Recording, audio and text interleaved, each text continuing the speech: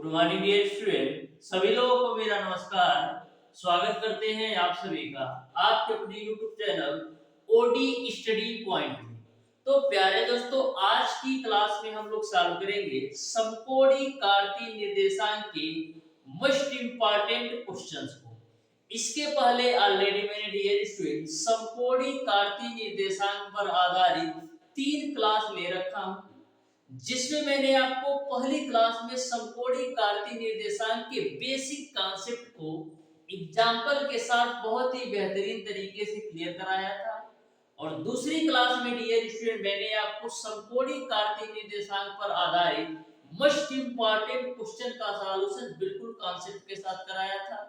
और तीसरी क्लास में डियर स्टूडेंट मैंने आपको प्रीवियस ईयर क्वेश्चन का सॉल्यूशन करवाया था।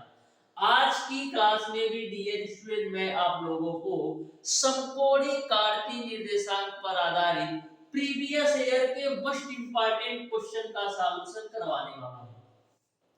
बहुत ही बेहतरीन कॉन्सेप्ट के साथ डियर स्टूडेंट मैं आपको प्रत्येक क्वेश्चन का सॉल्यूशन बताऊंगा, जिससे आपको किसी भी क्वेश्चन में किसी भी प्रकार का डाउट और कंफ्यूजन नहीं रहे। बहुत ही बेहतरीन तरीके से प्रॉपर वे में हम लोग सारे क्वेश्चन के सॉल्यूशन को कवर करने वाले हैं। आप ध्यान से समझिएगा डियर स्टूडेंट, यकीन मानिए आपको सारे क्वेश्चन बहुत ही बेहतरीन तरीके से समझ में आने वाले हैं। हमारी आपसे रिक्वेस्ट है डियर स्टूडेंट कि जो भी स्टूडेंट अभी तक हमारे चैनल ओडी स्टडी पॉइंट को सब्सक्राइब नहीं किए हैं, सब्सक्राइब जरूर कर लीजिएगा डियर स्टूडेंट, क्योंकि हमारे चैनल के माध्यम से डियर स्टूडेंट आप लोगों को पॉलिटेक्निक अथवा आईईआरटी एंट्रेंस एग्जाम की बिल्कुल फ्री ऑफ कॉस्ट यूट्यूब पर तैयारी करवाई जाती है। बहुत ही बेहतरीन कॉन्सेप्ट के साथ प्रत्येक सब्जेक्ट के प्रत्येक चैप्टर को मैं कवर कराता हूं।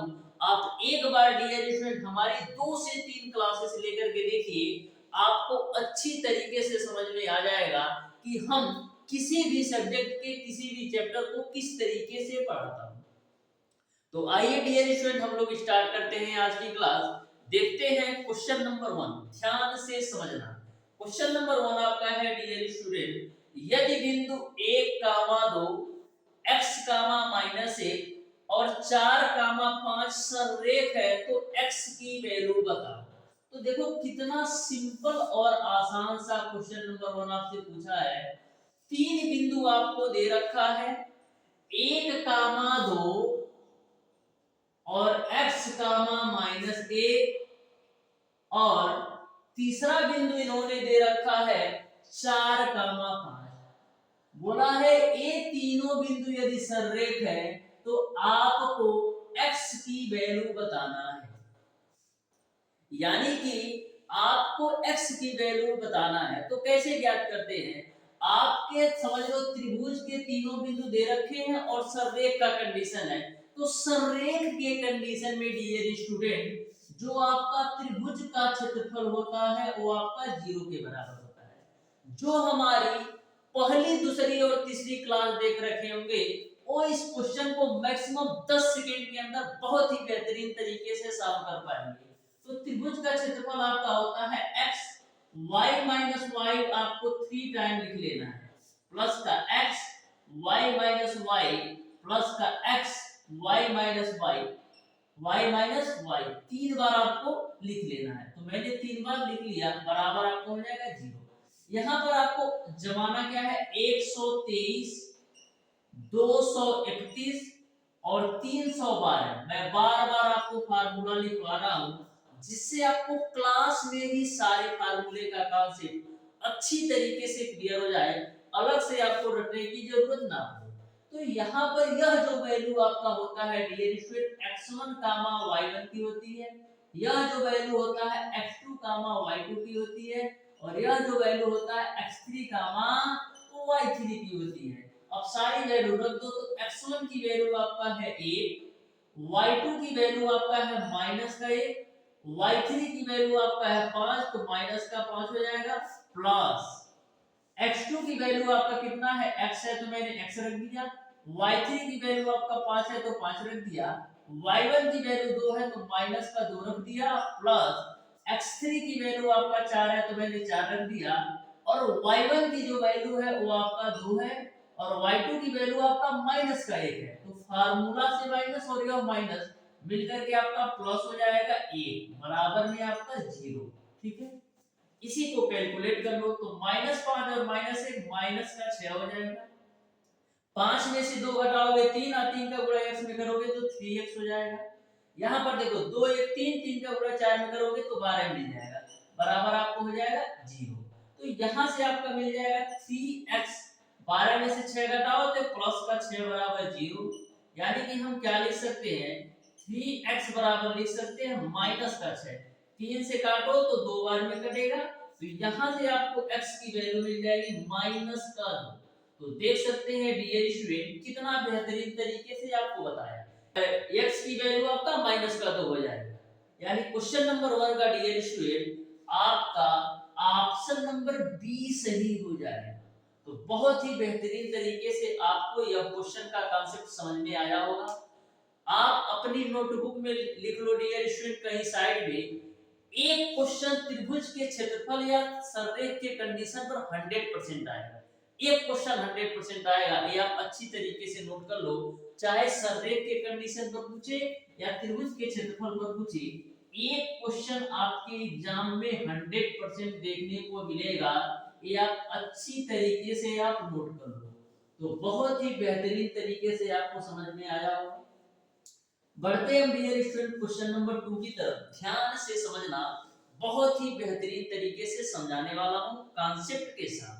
तो क्वेश्चन नंबर 2 आपका है, बिंदुओं 0,2, 0,3 तथा 4,0 से बने त्रिभुज का क्षेत्रफल क्या होगा, ये आपको बताना है। तो देखो कितना सिंपल सा क्वेश्चन पूछा है। क्वेश्चन में बोला है कि 0,2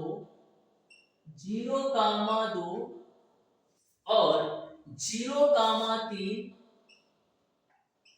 और 4,0 इन तीनों बिंदुओं से बने त्रिभुज का क्षेत्रफल क्या होगा, ये आपको बताना है। तो त्रिभुज के क्षेत्रफल का फार्मूला बाबू क्या होता है, आपका होता है 1/2 x y माइनस y, 3 बार लिख लो, x y माइनस का y प्लस का x y माइनस का y प्लस का x y माइनस का y ब्रैकेट 1। अब यहाँ पर जमाना क्या है आपको, 123, 231 और 312। ठीक है, अब यहाँ पर ये जो वैल्यू आपका है डियर स्टूडेंट, ये आपका x1 y1 की है, और यह जो वैल्यू आपका है डियर स्टूडेंट x2 y2 की है, और यह जो वैल्यू है वो आपका x3 y3 की है। ठीक है, अब सारी वैल्यू रख दो, तो सारी वैल्यू रखते हैं 1/2। अब देखो x1 की वैल्यू आपका 0 है, तो x1 की वैल्यू 0 रखेगा तो सारी वैल्यू 0 हो जाएगी, प्लस का x2 की वैल्यू 0 है, तो x2 की वैल्यू 0 रखोगे तो यह सारी वैल्यू 0 हो जाएगी, प्लस का x3 की वैल्यू आपका कितना है 4, तो मोदी भैया मैंने 4 रख दिया। y1 की जो वैल्यू है वो आपका है 2 माइनस y2 की जो वैल्यू आपका है 3 ब्रैकेट 1 हो गया। अब देखो 1/2 गुणे -3 में से 2 घटाओगे तो -1, अब -1 का गुणा 4 में करोगे तो माइनस का 4 मिलेगा, तो 2 से काटोगे तो 2 बार में, यानी माइनस का 2 मिल जाएगा। यानी त्रिभुज का क्षेत्रफल जो होगा वो आपका माइनस का 2। लेकिन ध्यान में रखना, त्रिभुज का कभी भी क्षेत्रफल नेगेटिव नहीं होता है, तो इस तरीके से जो त्रिभुज का क्षेत्रफल होगा वो आपका केवल और केवल 2 वर्ग इकाई हो जाएगा। यानी क्वेश्चन नंबर 2 का dear student option number C सही हो जाएगा। तो देख सकते हैं कितने बेहतरीन तरीके से यह भी क्वेश्चन आपको समझ में आया। बहुत ही बेहतरीन कॉन्सेप्ट के साथ मैं आपको सारे क्वेश्चन का सॉल्यूशन बताऊंगा, बस ध्यान से हमारे डियर स्टूडेंट प्रत्येक क्लासेस लेते जाओ ना, बहुत ही बेहतरीन तरीके से, चाहे आप पॉलिटेक्निक एंट्रेंस एग्जाम दे रहे हो या आईईआरटी एंट्रेंस एग्जाम, बहुत ही बेहतर रैंक आप गेन कर सकते हो। बस प्रत्येक क्लासेस को बिल्कुल बेहतरीन तरीके से समझते जाओ, आपको अलग से कोई भी पेड कोर्स लेने की जरूरत नहीं पड़ेगी, क्योंकि जिस तरीके से कंटेंट और कंसेप्ट मैं आपको देता हूं, इस तरीके का कंटेंट और कंसेप्ट आपको किसी भी पेड कोर्स में भी नहीं मिलेगा, मैं दावे के साथ कहता हूं। तो क्वेश्चन नंबर 3 को आप ध्यान से देखिएगा। बोला है यदि बिंदु x, y 2, 3 तथा -3, 4 सररेख है तो कौन सा संबंध सही होगा, ये आपको बताना है। तो देखो कितना बेहतरीन सा क्वेश्चन पूछा है, ध्यान से समझना क्वेश्चन नंबर 3 को। ठीक है, सररेख के कंडीशन पर बोला है x, y 2, 3 और तीसरा जो बिंदु दे रखा है -3, 4 -3, 4। ठीक है, ये तीनों बिंदु सररेख है, तो आपको बताना है कौन सा रिलेशन x और y में सही होगा, ये आपको बताना है। तो सररेख के कंडीशन में जो त्रिभुज का क्षेत्रफल होता है वो आपका क्या होता है, त्रिभुज का क्षेत्रफल आपका 0 होता है। अब त्रिभुज का क्षेत्रफल मैंने बताया है x, y माइनस का y प्लस का x, y माइनस का y, 3 बार लिखना है x, y माइनस का y बराबर 0। अब यहाँ पर आपको सेट कर देना है 123, 231 और 312। ठीक है, अब यहाँ पर सारी वैल्यू रख दो। यह जो वैल्यू है बाबू आपका x1, y1 की है, यह जो वैल्यू है x2, y2 की है, और यह जो वैल्यू है x3, y3 की है। अब सारी वैल्यू रख दो। तो x1 की वैल्यू आपका है x, y2 की जो वैल्यू है वो आपका है 3 और y3 की जो वैल्यू है वो आपका है 4, प्लस का x2 की वैल्यू आपका क्या है 2 और y3 की वैल्यू आपका है 4, y1 की वैल्यू आपका है y प्लस का x3 की जो वैल्यू है वो आपका है माइनस का 3, x3 की जो वैल्यू है वो आपका है माइनस का 3 और y1 की जो वैल्यू है वो आपका है y और y2 की जो वैल्यू है वो आपका माइनस का 3 बराबर 0। अब इसी को कैलकुलेट कर लो। तो देखो -4 में से 3 घटेगा तो माइनस का x हो जाएगा। यहाँ पर देखो गुणा करते हैं तो 2 चौका 8, अब माइनस का 2y। ठीक है, y2 minus y3, y2 minus y3। ठीक है ना।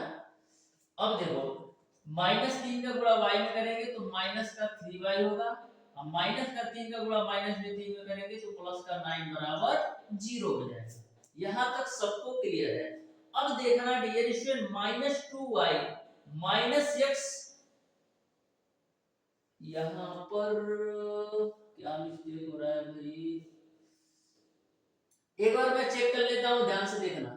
123, x1 की वैल्यू मैंने x रख दिया और y2 की वैल्यू मैंने 3 रख दिया, y3 की वैल्यू मैंने 4 रख दिया, x2 की वैल्यू मैंने 2 रख दिया और y3 की वैल्यू मैंने 4 रख दिया और y1 की वैल्यू मैंने y रख दिया। ठीक है, x3 की वैल्यू आपका माइनस का 3 मैंने रख दिया। ठीक है, और y1 की वैल्यू y और y2 की वैल्यू आपका मैंने 3 रख दिया। ठीक है, ठीक तो है। तो यहाँ पर -3y प्लस का 9। ठीक है, अब देखो ये आपका माइनस का x माइनस का 5y और 9 8 कितना होता है 17 बराबर आपका हो जाएगा 0। इसको कैसे लिख सकते हैं, इसको लिख सकते हैं x प्लस का 5y बराबर हम 17 के रूप में। इस तरीके से डियर स्टूडेंट क्वेश्चन नंबर 3 का जो राइट आंसर होगा वो आपका ऑप्शन नंबर डी सही हो जाएगा।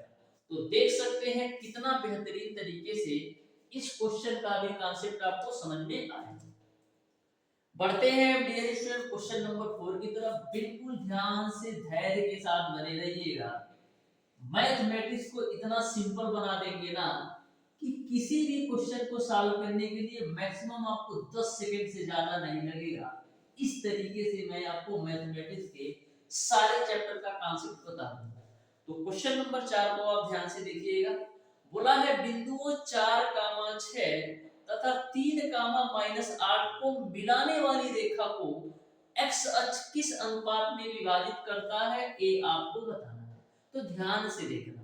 बोला है बिंदु 4, 6 और 3, -8 को मिलाने वाली रेखा x अक्ष किस अनुपात में विभाजित करता है, ये आपको बताना है। तो x अक्ष पर आपका क्या होता है डियर स्टूडेंट, एक्स अक्ष पर डियर स्टूडेंट जो आपका y की वैल्यू होती है 0 के बराबर होती है। एक्स एक्सिस पर y की वैल्यू 0 के बराबर होती है और y एक्सिस पर आपकी x की वैल्यू 0 के बराबर होती है। एक बात आप ध्यान में रखिएगा कि x एक्सिस पर आपका y की वैल्यू 0 के बराबर होती है और y एक्सिस पर आपका x की वैल्यू 0 के बराबर होती है। आपको दो बिंदु दे रखा है 4, 6 और दे रखा है 3, -8, ठीक है। ए आपका x1 y1 की वैल्यू है, ए आपका x2 और y2 की वैल्यू है, ठीक है। यहां तक आपको क्लियर है। अब देखो यहां पर जो आपका फार्मूला अप्लाई होगा अंतः विभाजन और बाह्य विभाजन वाला फार्मूला अप्लाई होगा, क्योंकि बोला है x अक्ष को किस अनुपात में विभाजित करता है। तो कभी भी यदि आपका इस टाइप से क्वेश्चन पूछा जाए तो आप अंतः विभाजन या बाह्य विभाजन कोई सा भी फार्मूला लगा करके क्वेश्चन को सॉल्व कर सकते हो। तो यहाँ पर हम अंतः विभाजन का फार्मूला लगाते हैं। तो अंतः विभाजन के लिए y बराबर क्या होता है, y बराबर आपका होता है डियर स्टूडेंट my2 प्लस का ny1 divided by m plus n।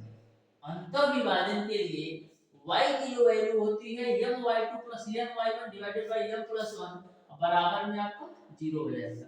तो इसको हम क्या लिख सकते हैं, इसको हम लिख सकते हैं my2 प्लस ny1 बराबर 0, क्योंकि m प्लस n का 0 में गुणा होगा तो 0 हो जाएगा। यहाँ तक आपको सारी बातें समझ में आ गई होगी, ठीक है। तो यहाँ पर m गुणे y2 की वैल्यू आपका है -8 प्लस n गुणे y1 की वैल्यू आपका है 6 बराबर 0। तो यहाँ से आपको मिल जाएगा 8m बराबर 6n। तो यहाँ से आप 2 चौको 8 और 2 तिया 6, तो यहाँ से आप m बट्टे n की वैल्यू निकालोगे तो मिल जाएगा 3/4। m बट्टे n की वैल्यू निकालोगे तो मिल जाएगा 3/4। इसको आप इस तरीके से भी लिख सकते हो m अनुपाते n बराबर 3/4, ठीक है। तो इस तरीके से जो सही में अनुपात होगा y एक्सिस पर x एक्सिस पर वो आपका 3/4 होगा, यानी ऑप्शन नंबर सी सही है। तो बहुत ही बेहतरीन तरीके से यह भी क्वेश्चन आपको समझ में आया होगा, क्योंकि मैंने बिल्कुल सिंपल और आसान भाषा में इस क्वेश्चन को आपको बताया है, जिससे आपको डाउट ना रहे किसी भी क्वेश्चन को सॉल्व करने में। तो बढ़ते हैं हम डियर स्टूडेंट क्वेश्चन नंबर 5 की तरफ। बिल्कुल बेहतरीन कॉन्सेप्ट होगा और बिल्कुल सिंपल वे में बताने वाला हूं। बस ध्यान से धैर्य के साथ पूरी क्लास देखना डियर स्टूडेंट, आपका बहुत ही बेहतरीन तरीके से सबकोडी कार्टेशियन क्लियर हो जाएगा। तो क्वेश्चन नंबर 5 पर चलते हैं, ध्यान से देखो। बोला है वह अनुपात जिसमें बिंदुओं 6, 4 और 1, -7 को मिलाने वाला रेखाखंड x अक्ष द्वारा विभाजित होता है। जैसे क्वेश्चन नंबर 4 में आपने देखा, उसी टाइप से आपको क्वेश्चन नंबर 5 को भी सॉल्व करना है। तो ध्यान से देखो, यहाँ पर दे रखा है दो बिंदु, एक आपका 6, 4 है और 1, -4। 6, 4 है और 1, -7 है, ठीक है। बोला है x अक्ष को किस अनुपात में विभाजित करता है, ए आपको बताना है। x अक्ष पर किस अनुपात में विभाजित करता है, ए आपको बताना है। तो x अक्ष पर आपका जो y की वैल्यू होती है 0 के बराबर होती है। x एक्सिस पर जो y की वैल्यू होती है 0 के बराबर होती है, यानी कि हम लिख सकते हैं y बराबर 0। अब यहाँ पर भी आप अंतःखंड वाला फार्मूला लगा दो। तो अंतःखंड के लिए क्या होता है, यम अंतः विभाजन बोलो या अंतःखंड बोलो, बात बराबर है, ठीक है, कंफ्यूज मत होना। तो y बराबर क्या हो जाएगा, my2 प्लस का ny1 divided by m plus n बराबर आपको हो जाएगा 0।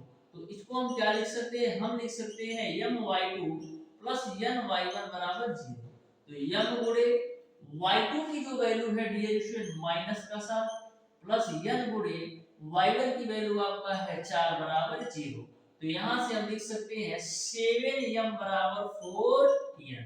तो यहाँ से आप m बट्टे n की वैल्यू निकालो, तो m बट्टे n की वैल्यू निकालोगे तो मिल जाएगा आपको 4/7 जिसको हम 4:7 के रूप में भी लिख सकते हैं। तो इस तरीके से एक्स अक्ष द्वारा 4:7 के अनुपात में विभाजित करेगा, यानी क्वेश्चन नंबर 5 का ऑप्शन नंबर बी सही हो जाएगा। ठीक है, बहुत ही बेहतरीन तरीके से यह भी क्वेश्चन आपको समझ में आया होगा, क्योंकि मैंने बिल्कुल सिंपल और आसान भाषा में इस क्वेश्चन को भी सॉल्व कराने का प्रयास किया है। बढ़ते हैं डियर स्टूडेंट क्वेश्चन नंबर 6 की तरफ। तो ध्यान से देखिएगा, बहुत ही बेहतरीन तरीके से सारे क्वेश्चन मैं आपको बताने वाला हूँ। तो क्वेश्चन नंबर 6 आपका है डियर स्टूडेंट, बिंदु -1, 3 और 4, -2 से खींची जाने वाली रेखा बिंदु A, B से होकर जाएगी। यानी कि आपको दो बिंदु दे रखा है, जो रेखा A, B से होकर जाएगी तो कौन सा कंडीशन फॉलो होगा, ये आपको बताना है।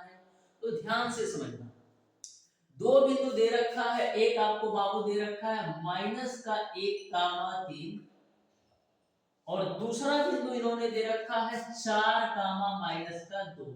ठीक है, बोला है -1, 3 और 4, -2 से खींची जाने वाली रेखा बिंदु A, B से होकर जाएगी तो कौन सा कंडीशन फॉलो होगा, ये आपको बताना है।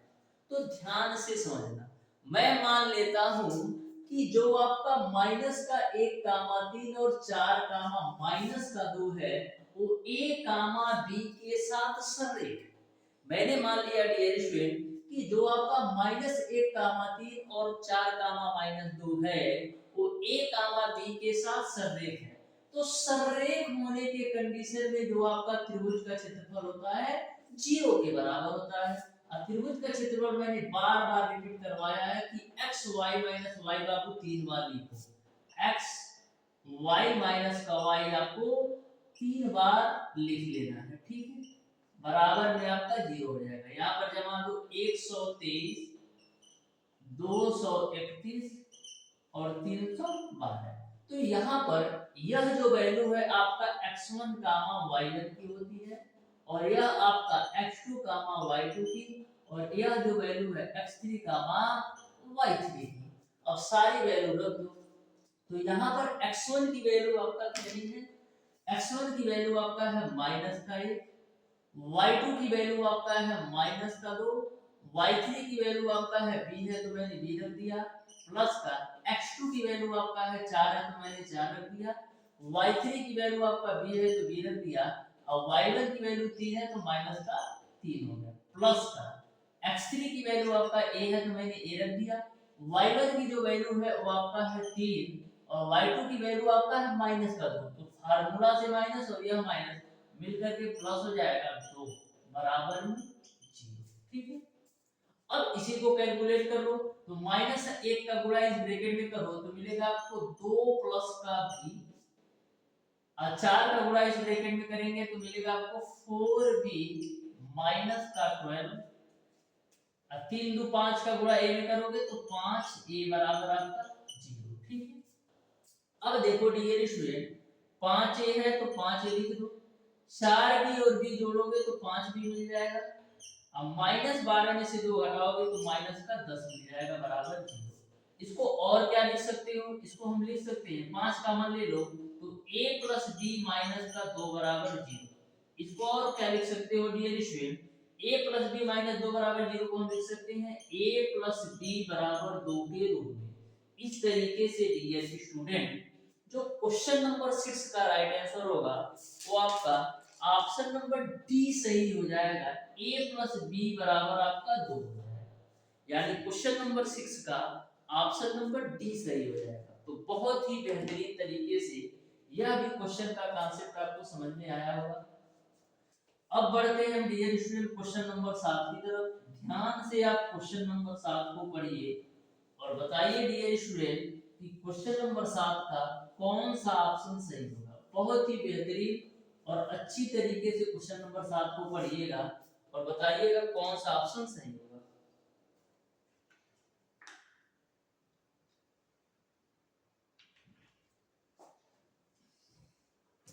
तो क्वेश्चन नंबर 7 को आप ध्यान से पढ़िएगा, बहुत ही बेहतरीन क्वेश्चन है। क्वेश्चन नंबर 7 इस तरीके से पूछा है कि बिंदु 2,4 और बिंदु -3,5 को मिलाने वाली रेखा को y अक्ष किस अनुपात में विभाजित करता है, ये आपको बताना है। जो आपका क्वेश्चन नंबर 7 है डियर स्टूडेंट, ये आपका क्वेश्चन नंबर 4 और क्वेश्चन नंबर 5 की तरह है। तो ध्यान से समझो कैसे सॉल्व करना है। दो बिंदु दे रखा है 2,4 -3,5, 2,4 और -3,5, ठीक है। बोला है y अक्ष किस अनुपात में विभाजित करता है। जो आपका क्वेश्चन नंबर 4 और क्वेश्चन नंबर 5 था, उसमें बोला था कि x अक्ष को किस अनुपात में विभाजित करता है, लेकिन इसी का जस्ट उल्टा पूछा है कि y अक्ष को किस अनुपात में विभाजित करता है। तो आपको पता है कि y एक्सिस पर जो x की वैल्यू होती है वो आपका 0 के बराबर होती है। y एक्सिस पर x की वैल्यू 0 के बराबर होती है और x एक्सिस पर y की वैल्यू 0 के बराबर होती है। तो दोनों बातें ध्यान में रखना है, y एक्सिस पर x की वैल्यू 0 के बराबर होती है और x एक्सिस पर y की वैल्यू 0 के बराबर होती है। अब यहाँ पर डियर स्टूडेंट अंतःखंड वाला हम फार्मूला लगा देते हैं, जिसको आप अंतःविभाजन भी बोलते हो। तो अंतःविभाजन का फार्मूला क्या होता है, my2 plus ny1 divided by m plus n बराबर में आपका 0 हो जाएगा। ठीक है ना, x की वैल्यू लिखना है ना, तो यहाँ पर x1 x2 के साथ आएगा। ठीक है, तो यहाँ पर आपका हो जाएगा mx2 प्लस का nx1 divided by m plus n बराबर आपका 0 हो जाएगा। ठीक, अब यहाँ पर यह जो वैल्यू है x1 y1 की है, यह जो वैल्यू है x2 y2 की है, तो m हो गया, x2 की वैल्यू आपका कितना है -3 प्लस n गुणे x1 की वैल्यू आपका कितना है 2 और m प्लस n का 0 में गुणा करोगे तो 0 मिल जाएगा। तो लिख सकते हैं हम 3m बराबर आपका हो जाएगा 2n। तो यहाँ से m बट्टे n की वैल्यू निकालोगे तो 2/3 मिलेगा, जिसको 2:3 के रूप में भी लिख सकते हो। यानी कि क्वेश्चन नंबर 7 का जो राइट आंसर होगा वो आपका ऑप्शन नंबर ए सही हो जाएगा। 2:3 जो होगा क्वेश्चन नंबर 7 का राइट आंसर होगा। बहुत ही बेहतरीन और बहुत ही इंपॉर्टेंट क्वेश्चन है। जैसा आपका क्वेश्चन नंबर 8 है ना डियर स्टूडेंट, इस टाइप के क्वेश्चन को देखते ही स्टूडेंट छोड़ देता है कि ये तो क्वेश्चन बहुत ही मतलब स्ट्रांग है और इसको सॉल्व करने में बहुत ज्यादा टाइम लगेगा। लेकिन जो आपका क्वेश्चन नंबर 8 है ना डियर स्टूडेंट, केवल देखने में आपका कठिन लग रहा है, बिल्कुल सिंपल क्वेश्चन है। देखते हैं किस तरीके से सॉल्व करना है, ध्यान से देखना। तो क्वेश्चन नंबर 8 को आप ध्यान से समझना डियर स्टूडेंट। बोला है यदि किसी त्रिभुज का क्षेत्रफल 1/2 AD प्लस का BC है और उसके शीर्षों के निर्देशांक 0, 0, x, माइनस का b और c, d है, तो x का मान बताना है। तो देखो कितना सिंपल सा क्वेश्चन है। आपको पता है कि किसी भी त्रिभुज का क्षेत्रफल दे रखा है 1/2 AD प्लस का BC, आप बिंदुओं के निर्देशांक दे रखा है कितना 0, 0 और दे रखा है x, माइनस का भी, x, माइनस का भी और तीसरा बिंदु इन्होंने दे रखा है c, d। ठीक है, इन तीनों बिंदुओं का क्षेत्रफल भी आपको दे रखा है 1/2 AD प्लस का BC के रूप में। तो त्रिभुज का क्षेत्रफल आपको दे रखा है कितना 1/2 AD प्लस का BC के रूप में। ठीक है, त्रिभुज का क्षेत्रफल बाबू क्या होता है 1/2 x y माइनस y, 3 बार लिख लेना, x y माइनस का y प्लस का x y माइनस का y प्लस का x y माइनस का y और राइट साइड में आपको दे रखा है 1/2 AD प्लस का BC। यहाँ तक किसी को कोई दिक्कत नहीं होना चाहिए, यहाँ तक सारी बातें क्लियर है। अब यहाँ पर आपको जमाना क्या है 123, 231 और 312। यह जो वैल्यू आपका है बाबू x1 कामा y1 की है, यह जो वैल्यू है आपका x2 कामा y2 की है, और यह जो वैल्यू है x3 कामा y3 की है। ठीक है, अब देखो 1/2 से 1/2 को काटो, x1 की वैल्यू आपका है 0, तो x1 की वैल्यू 0 रखोगे तो पूरा 0, ठीक है, प्लस x2 की वैल्यू कितना है, x है तो मैंने x रख दिया, y3 की वैल्यू आपका है d तो मैंने d रख दिया, y1 की वैल्यू आपका 0 है तो मैंने 0 रख दिया, प्लस का x3 की वैल्यू आपका c है तो मैंने c रख दिया, और y1 की वैल्यू आपका 0 है तो 0 रख दिया, y2 की वैल्यू आपका है माइनस का b, तो फार्मूला से माइनस हो गया माइनस, प्लस हो जाएगा b हो जाएगा बराबर आपका राइट साइड में ad प्लस का bc है। ठीक है, अब इसी को सॉल्व करो तो x का गुणा d में कराओगे xd मिलेगा, c का गुणा b में कराओगे तो bc मिलेगा, राइट साइड में आपका ad प्लस का bc है। ठीक है, ad से सॉरी bc से bc कैंसिल, ठीक है, तो मिलेगा आपको xd बराबर ad, यहाँ पर d से d कैंसिल आउट करो तो x की वैल्यू आपको मिल जाएगी a। इस तरीके से डियर स्टूडेंट तो x का मान होगा वो आपका a होगा, यानी क्वेश्चन नंबर 8 का dear student option number C सही हो जाएगा। ऑप्शन नंबर सी जो होगा क्वेश्चन नंबर 8 का बिल्कुल राइट आंसर होगा। अब बढ़ते हैं हम डियर स्टूडेंट क्वेश्चन नंबर 9 की तरफ। केवल और केवल मैं क्वेश्चन नंबर 9 आपको बताने वाला हूं, जो आपका क्वेश्चन नंबर 10 होगा वो आपको बिल्कुल अब स्वयं से सॉल्व करना है, तो ध्यान से समझिएगा क्वेश्चन नंबर 9 को, बहुत ही बेहतरीन तरीके से सिंपल और आसान भाषा में मैं आपको क्वेश्चन नंबर 9 भी बताने वाला हूँ। आप ध्यान से समझिएगा, अच्छी तरीके से समझ में आएगा। तो देखो बोला है यदि एक त्रिभुज जो कि C पर समकोण बनाता है, के शीर्ष -1 कामा 0 और 4 कामा -5 तथा 5 कामा -3 हो तो त्रिभुज का क्षेत्रफल क्या है ये आपको बताना है। तो सबसे पहला कदम हमारा क्या है, एक समकोण त्रिभुज बना लेते हैं। तो ध्यान से समझो, पहले बाबू हम एक समकोण त्रिभुज बना लेते हैं इस तरीके से। देखो ये हमारा समकोण त्रिभुज हो गया, ठीक है। क्वेश्चन में बोल रखा है सी पर समकोण बनाता है, तो हम इसको ए नाम दे दें, इसको हम बी नाम दे दें और इसको हम सी, तो सी पर हमारा समकोण हो गया। ठीक, अब देखो बिंदु ए के निर्देशांक -1, 0 है, तो यहाँ पर आप लिख दो -1, 0। बिंदु बी के निर्देशांक इन्होंने दे रखा है 4, -5, तो 4, -5, और बिंदु सी के निर्देशांक दे रखा है 5, -3। ठीक है, तो आपको बताना है कि त्रिभुज का क्षेत्रफल क्या होगा। तो ध्यान से समझना, ध्यान से समझना, किसी भी त्रिभुज का क्षेत्रफल आपका क्या होता है, आपको पता है कि त्रिभुज का जो क्षेत्रफल होता है वो आपका होता है 1/2 x y - y, 3 बार लिख लो, x y - का y प्लस का x y - का y प्लस का x y - का y बराबर आपका 0 हो जाएगा। ठीक है, यहाँ तक आपको सारी बातें क्लियर है। अब देखो डियर स्टूडेंट, इसको मैं मान लेता हूँ कि x1 y1 की वैल्यू है, ये आपका x2 y2 की वैल्यू है, और यह जो वैल्यू है x3 y3 की वैल्यू है।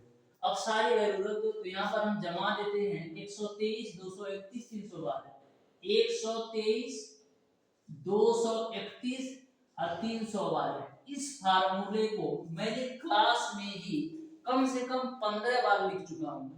तो हमारी पूरी क्लास लिया होगा डियर स्टूडेंट, उसको अच्छी तरीके से एकदम रट गया होगा, कभी भी नहीं भूलेगा। त्रिभुज के 3 बिंदुओं से घिरा क्षेत्रफल या सररेख होने की कंडीशन। तो ध्यान से समझो, सारी वैल्यू पुट कर देते हैं, तो 1/2 हो जाएगा। x1 की वैल्यू आपका कितना है, -1, तो -1 रख दो। y2 की वैल्यू आपका है -5, तो -5 रख दो। y3 की वैल्यू आपका है -3, यह माइनस अब फार्मूले से माइनस प्लस का 3 हो जाएगा। x2 की वैल्यू आपका कितना है 4, तो मैंने 4 रख दिया। y3 की वैल्यू आपका -3 तो मैंने -3 रख दिया, और y1 की वैल्यू आपका है 0 तो मैंने 0 रख दिया, प्लस x3 की जो वैल्यू है वो आपका है 5 तो मैंने 5 रख दिया, y1 की वैल्यू आपका कितना है 0 तो मैंने 0 रख दिया, और y2 की जो वैल्यू है -5 तो यह माइनस और फार्मूले से माइनस प्लस का 5 हो जाएगा बराबर में 0। सॉरी सररेख नहीं है ना, ठीक है। तो यहां से देखो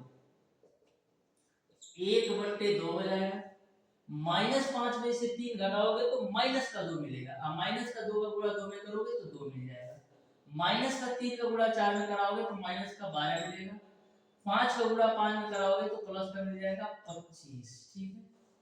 अब देखो 25 में 2 जोड़ोगे तो 27 होगा, 27 में से 12 घटाओगे तो 15 मिलेगा, बट्टे का 2, 2 से काटो तो 7.5 वर्ग इकाई, यानी कि जो त्रिभुज का क्षेत्रफल होगा 7.5 वर्ग इकाई होगा, यानी क्वेश्चन नंबर 9 का ऑप्शन नंबर सी सही हो जाएगा। क्वेश्चन नंबर 10 में आपको होमवर्क का देता हूं, ध्यान से समझो कैसे सॉल्व करना है। देखो बोला है बिंदु a, b तथा b, a को मिलाने वाली रेखा खंड को x अक्ष किस अनुपात में विभाजित करता है, ये आपको बताना है। तो बिल्कुल बेहतरीन तरीके से इसको आप क्वेश्चन नंबर 4, 5 और 7 की तरह सॉल्व कर सकते हो। तो क्वेश्चन नंबर 10 को आप बिल्कुल बेहतरीन तरीके से सॉल्व कीजिएगा और बताइएगा डियर स्टूडेंट कि इस क्वेश्चन का कौन सा ऑप्शन सही होगा। तो प्यारे दोस्तों, आज की क्लास आपको कैसी लगी कमेंट बॉक्स में कमेंट करके अपनी राय जरूर दीजिएगा। यदि आपको क्लास पसंद आता है तो वीडियो को लाइक, जो स्टूडेंट अभी तक हमारे चैनल ओडी स्टडी पॉइंट को सब्सक्राइब नहीं किए है, सब्सक्राइब जरूर कर लेना। बहुत ही बेहतरीन तरीके से मैं आपको पॉलिटेक्निक अथवा आईआईआरटी एंट्रेंस एग्जाम 2025 के लिए तैयारी कर रहा हूँ। पिछले 5 सालों से डियर स्टूडेंट मैं आप लोगों के सेवा में तत्पर हूँ। तो बहुत ही बेहतरीन तरीके से सारी चीजें चल रही हैं। आप बिल्कुल बेहतरीन तरीके से बिल्कुल फ्री ऑफ कॉस्ट यूट्यूब से तैयारी कर सकते हो, चाहे आपका पॉलिटेक्निक एंट्रेंस एग्जाम हो या आईआईआरटी एंट्रेंस एग्जाम। तो मिलते हैं डियर स्टूडेंट नेक्स्ट वीडियो।